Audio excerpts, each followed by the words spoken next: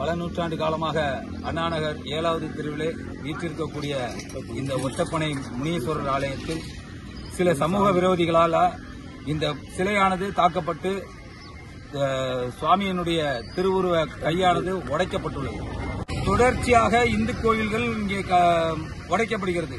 ஒரு பக்கம் அரசாங்கம் ரோட்ல இருக்கு, நீர்வழித்தடங்கள்ல இருக்குன்னு சொல்லி இந்து கோயில்களை உடைக்கிறது. இப்ப தூத்துக்குடியில இது மாதிரியான சம்பவங்கள் நடக்கிறது வன்மையாக நாங்கள் கண்டிக்கிறோம். இந்து மக்கள் கட்சி சார்பாக இந்த மாவட்ட நிர்வாகத்துக்கு எங்களுடைய கோரிக்கை வைக்கிறோம். உடனடியாக இதுக்குண்டான யார் செஞ்சாங்களோ அவங்க மீதான சட்ட நடவடிக்கை எடுக்கப்படணும் அப்படின்னு சொல்லி இந்து மக்கள் கட்சியின் சார்பாக கேட்டுக்கொள்கின்றோம்.